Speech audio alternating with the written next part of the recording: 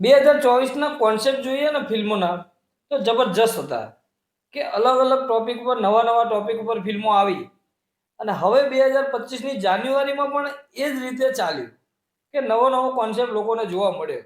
પણ ફેબ્રુઆરીથી લઈને હવે જે નેક્સ્ટ ફિલ્મની જાહેરાતો થાય છે એ ફિલ્મોમાં ક્યાંય હવે આપણને કોઈ નવો ટોપિક એવું જોવા નથી મળ્યું. આ એક ભ્રમ ફિલ્મ આવે છે મિત્ર ગઢવીની, એ કંઈક અલગ લાગે છે. બાકી બધા એક જ કોન્સેપ્ટ લાગે છે, કોમેડી કોમેડી કોમેડી કોમેડી. કોઈ નવો કોન્સેપ્ટ લાગતો નથી. અત્યારે પણ બે ટીઝર આવ્યા છે, જીજા સાલા જીજા અને પપ્પાનો ઇન્સ્યોરન્સ. આ બંને ફિલ્મો પણ કોમેડી ટીઝર છે, ફૂલ ઓન કોમેડી જ છે આ બંને ફિલ્મોમાં પણ.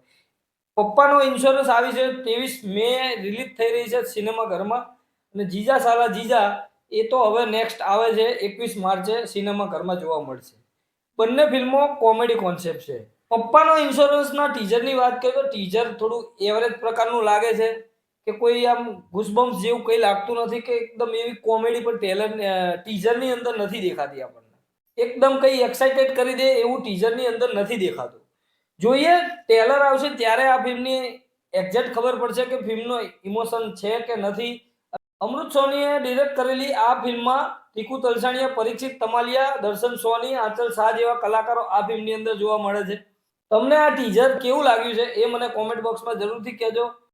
વાત કરીએ જીજા સાલા જીજાના ટીઝર વિશેની તો વિપુલ શર્માએ આ ફિલ્મ ડિરેક્ટ કરી છે. તે ઓલમોસ્ટ એમને હમણાં પણ એક ફેન્ડો ફિલ્મ લઈને આવ્યા હતા, એ પણ આ સ્ટારકાસ્ટ સેમ જેવું હતું.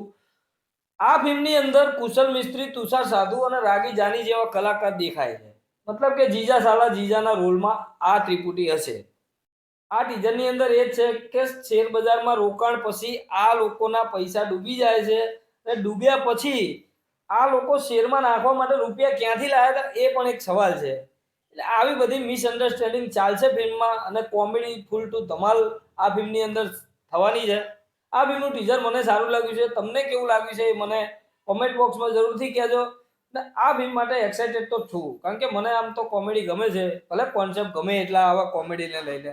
તમને કેટલી આશા છે આ બંને ફિલ્મોથી એ મને કોમેન્ટ બોક્સમાં જરૂરથી કહેજો, અને ચેનલને સબસ્ક્રાઇબ કરવાનું ના ભૂલતા, અને વિડીયોને લાઈક અને શેર કરી દેજો. મળીએ મિત્રો નેક્સ્ટ વિડીયોમાં નવી ફિલ્મ સાથે સિનેમા શો પર.